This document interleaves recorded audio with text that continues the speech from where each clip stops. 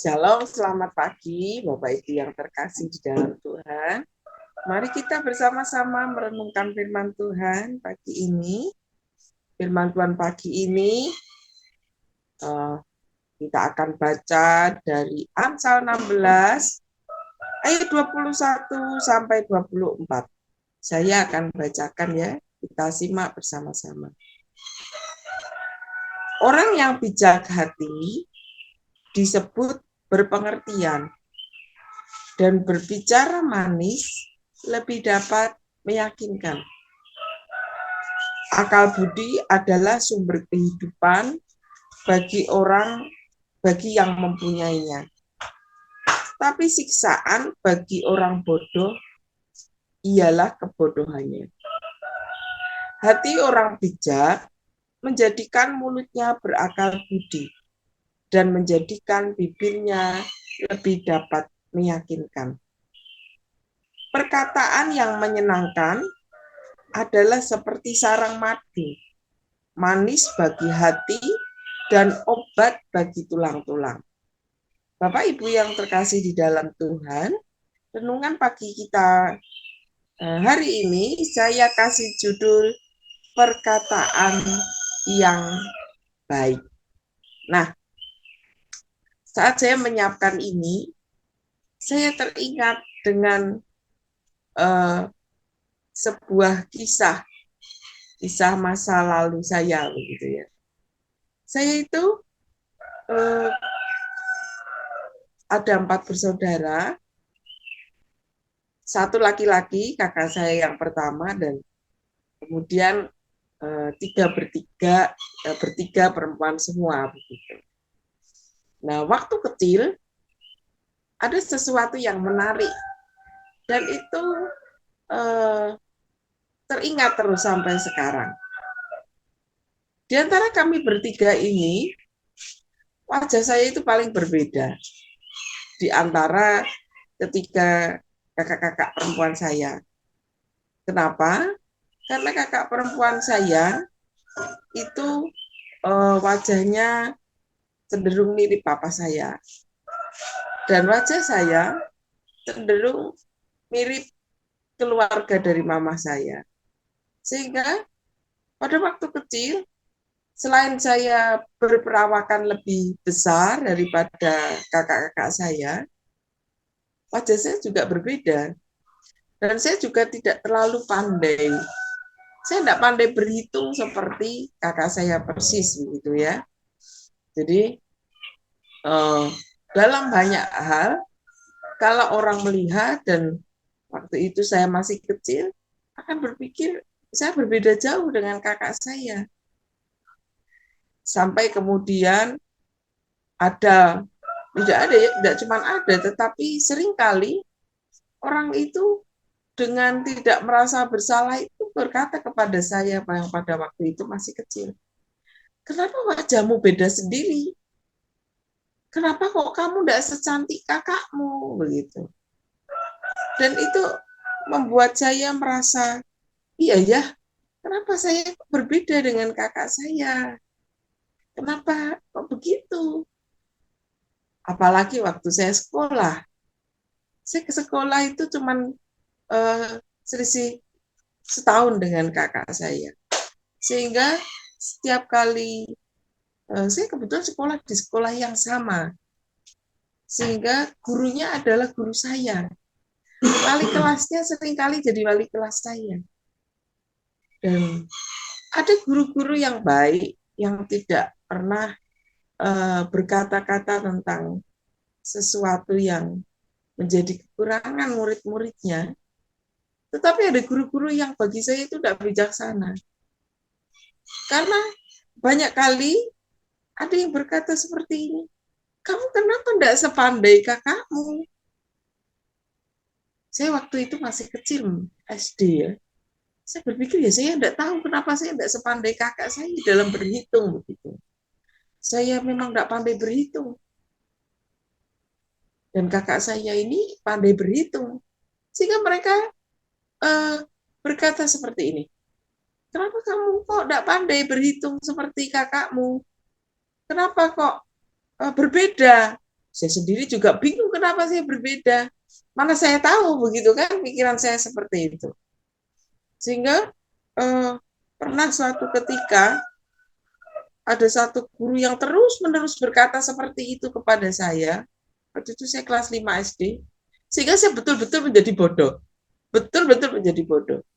Saya naik kelas 6, itu nilai saya mepet. Tapi saya bersyukur punya orang tua yang tidak pernah mempercakapkan tentang hal itu. Habis terima rapot, mama saya cuma bilang, nah, kamu harus belajar lagi karena nilaimu mepet. Nanti mau kelas 6. Kalau nanti kamu kelas 6 nilaimu segini, bisa-bisa kamu tidak lulus. Saya cuma bilang iya. Kebetulan juga ini, guru kelas 6-nya adalah guru yang baik. Dia memotivasi anak-anak dengan sangat baik. Dan saya merasa nyaman dengan guru ini. Dan tidak pernah ada satu perkataan pun muncul dari mulutnya tentang hal-hal yang buruk kepada murid-muridnya, termasuk kepada saya. Dia guru kakak saya juga. Dan tidak pernah sekalipun dia berkata, Pipi kenapa kamu kok tidak bisa? Tidak pernah. Sehingga saya di luar dugaan. Waktu itu saya bisa mendapatkan nilai yang sangat bagus dan saya bisa mengejar ketinggalan saya dengan sangat cepat sehingga saya meninggalkan teman-teman saya. Tidak ranking 1 memang. Tapi waktu itu nilai rapot saya sangat bagus. Jauh dari rapot saya pada waktu kelas 5. Saya masih ingat nem saya itu kalau dapat nilai itu kalau dihitung itu 8 lebih begitu. Sehingga semua orang heran. Guru pun juga heran. Kenapa nilai saya bisa menjadi sebanyak ini? Saya juga tidak tahu. Tapi yang saya rasakan, saya senang dengan kelas saya senang dengan guru saya, sehingga membuat saya merasa tidak bertanya-tanya tentang diri saya. Nah, dari cerita saya ini, saya waktu merenungkan firman Tuhan ini berpikir bahwa kata-kata yang baik itu sungguh sangat kita perlukan dalam hidup kita sehari-hari. Pernahkah Bapak Ibu ingat waktu ada berita pembunuhan di daerah Semarang Atas tentang seorang bos pemilik air minum, air isi ulang, yang dibunuh oleh pegawainya, dicor. Ketika ditanya apakah dia menyesal, dia bilang tidak. Karena perkataannya memang buruk. Dia sering mengata-ngatai saya dan saya sakit hati. Jadi Bapak Ibu Saudara, perkataan yang baik itu tidak hanya memberkati yang mendengar, tetapi baik juga untuk diri kita. Mengapa? Karena di sini dari bacaan kita di Amsal tadi dikatakan, orang yang berbicara baik, berbicara manis, lebih dapat meyakinkan. Orang yang berbicara manis lebih dapat meyakinkan. Saya tertawa waktu saya membaca postingan teman saya kemarin atau 2 hari yang lalu. Ada seseorang motivator yang terkenal yang kemudian terkena masalah hari-hari ini. Teman saya menulis gini, jangan percaya terlalu dalam kepada orang yang bisa berkata-kata manis. Karena kadangkala orang yang berkata manis itu belum tentu semanis dirinya. Saya geli dengan postingan teman saya ini. Selain ada ulasan berita tentang motivator yang terkenal, yang pernah terkenal ini. Memang betul Bapak Ibu Saudara, perkataan yang manis dapat dibuat oleh diri kita dengan secara sadar. Renungan kita pagi ini tidak berbicara tentang orang-orang yang mempunyai kemampuan berbicara dengan baik, dengan tujuan-tujuan tertentu tanpa dia memiliki hidup yang baik. Bukan seperti itu maksudnya. Tetapi renungan kita pagi ini adalah kita membiasakan diri kita untuk berkata-kata dengan baik karena hati kita sudah kita biasakan untuk menjadi beres. Di sini dikatakan, orang yang bijak hati takut akan Tuhan. Takut akan Tuhan mendatangkan hikmat. Kita akan menjadi orang yang berhikmat, orang yang bijak. Berbicara yang baik tanpa disertai takut akan Tuhan, nanti akan mendatangkan hal yang tidak baik. Kenapa? Karena suatu waktu nanti akan ketahuan belangnya. Orang yang tidak takut akan Tuhan, pada suatu kali nanti akan kelihatan aslinya. Tetapi orang yang takut akan Tuhan, saat dia orang melihat dirinya, ya sama saja seperti itu.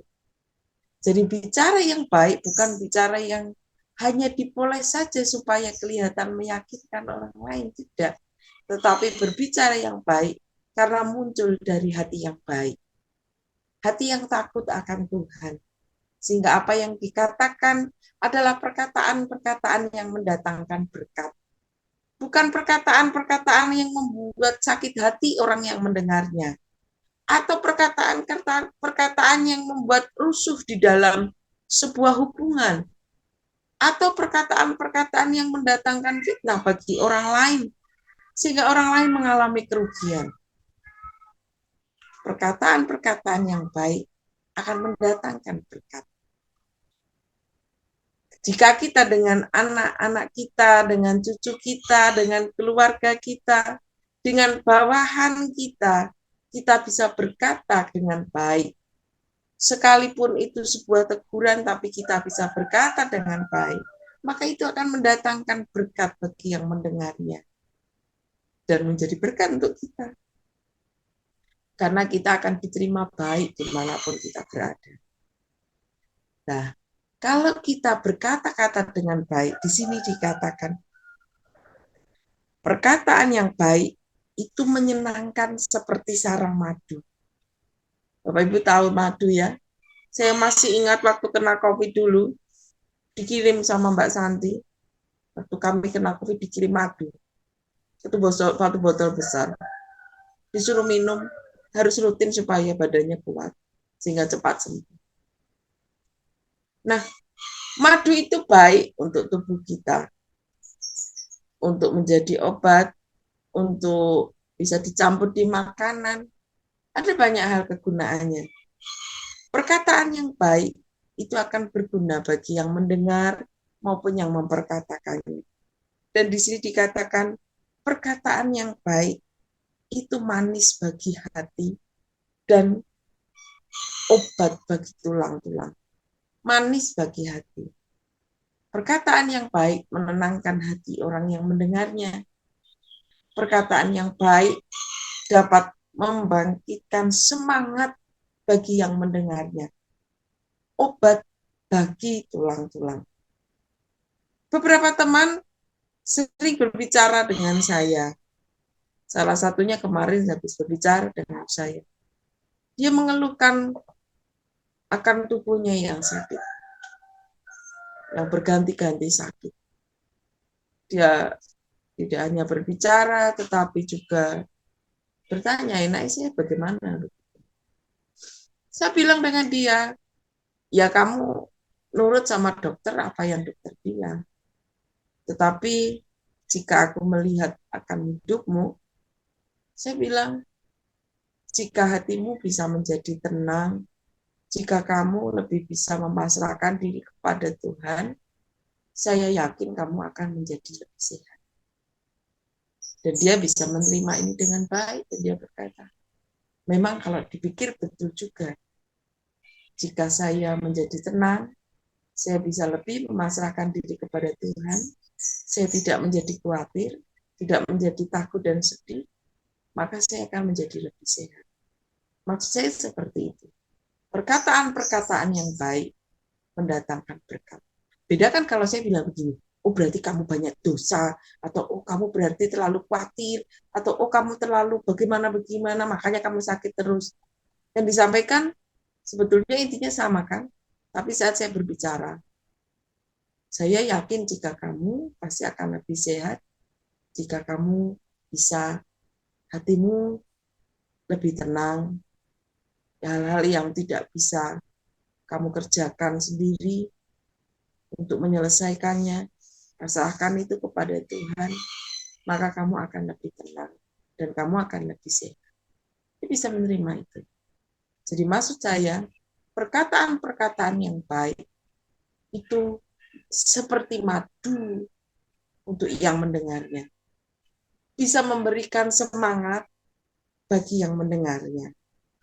Bisa menjadi obat bagi tulang-tulang.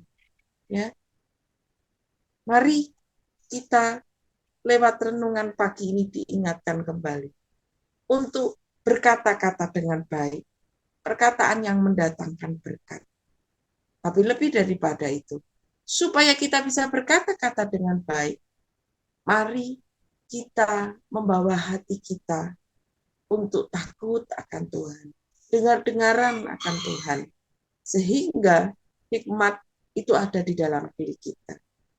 Perkataan yang baik muncul dari hati yang baik, hati yang takut akan Tuhan. Dan itu akan mendatangkan berkat bagi yang mendengar maupun yang memperkatakannya. Amin. Tuhan Yesus memberkati kita semua.